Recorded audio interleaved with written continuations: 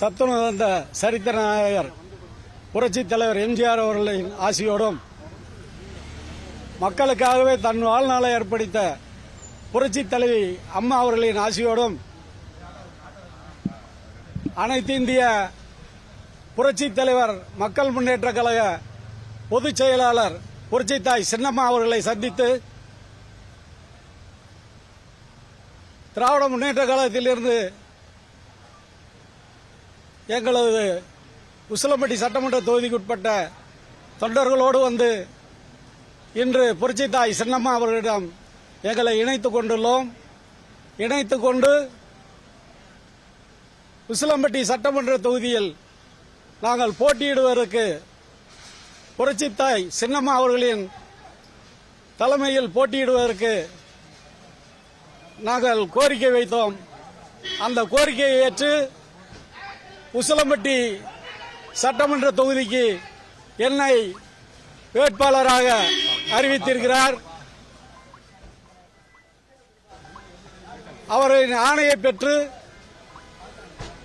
நாளை முதல் உசிலம்பட்டி சட்டமன்ற தொகுதிக்கு சென்று நாங்கள் பிரச்சாரம் செய்து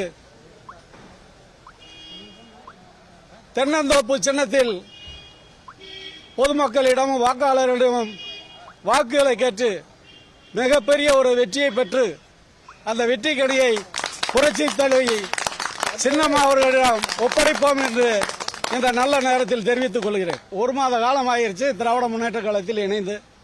இந்த ஒரு மாத காலத்தில் எந்த நிர்வாகிகளோடும் எங்களை தொடர்பு கொள்ள விட மாட்டேன்றாங்க. அதே போல மாவட்ட கழக நிர்வாகிகளோ அல்லது மற்ற நிர்வாகிகளோ எங்களை அணுகி எங்களை கூப்பிட்டு தேர்தல் பணி செய்யுங்கள் என்று யாரும் எங்களை அழைக்கவில்லை. நாங்கள் திராவிட முன்னேற்ற கழகத்தில் இருந்தோமே தவிர நாங்கள் அனாதையாகத்தான் இருந்தோம். அதனால தான் நேற்று பேட்டியை கொடுத்து பார்த்தோம். அந்த பேட்டிக்கு யாரும் வந்து செவிசாய்க்கவில்லை. அதனால நான் இன்னைக்கு வந்து புரட்சி தாய் சின்னம்மாவை பார்த்து உசிலம்பட்டி சட்டமன்ற தொகுதிக்கு என்னை வேட்பாளராக அறிவியுங்கள், நான் அந்த தென்னந்தோப்பு சின்னத்தில் வெற்றி பெற்று அந்த வெற்றி கடையை தங்களிடம் சமர்ப்பிக்கிறோம் என்று அவரிடம் கோரிக்கை வைத்து அந்த உத்தரவை பெற்றிருக்கிறோம்.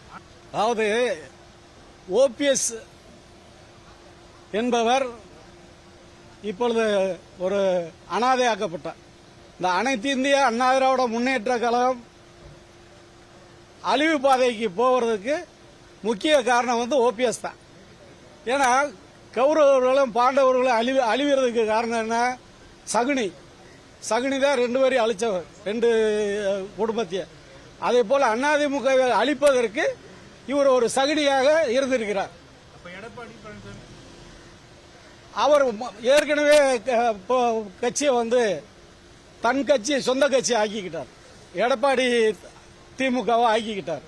ஏன்னா புரட்சி தலைவருடைய அந்த சட்டத்திட்டங்களை மாற்றி தொண்டர்களின் உரிமையை பறித்து புரட்சி தலைவருடைய சட்டம் தொண்டர்கள் பொதுச் செயலாளரை தேர்ந்தெடுக்கலாம், பொதுச் செயலாளருக்கு தொண்டர்கள் போட்டி போடலாம் அப்படின்ற அந்த சட்டத்தை குழி தோண்டி பார்த்து விட்டு எடப்பாடி திமுகவை ஆக்கி கொண்டார். இதுதான் இன்னைக்கு எடப்பாடி திமுக தான் இன்னைக்கு களத்தில் இருக்குது. இந்த சூழ்நிலை தான் பொது தேர்தலை சந்திச்சிட்டு இருக்கோம். ஓபிஎஸ் இணைந்த ஆதரவாளர்களோட நிலை வந்து தற்போது திமுகவில் என்னவா இருக்கு?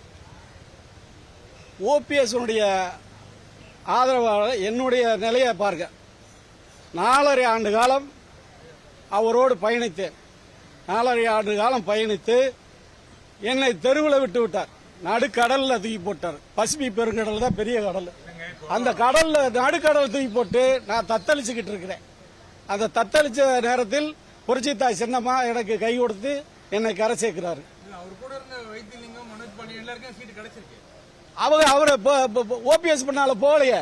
இவருடைய நிலைமை தெரிஞ்சுதான் அவங்க முன்னக்கூட்டியே தங்களை வெளியேற்றுக்கிட்டாங்க.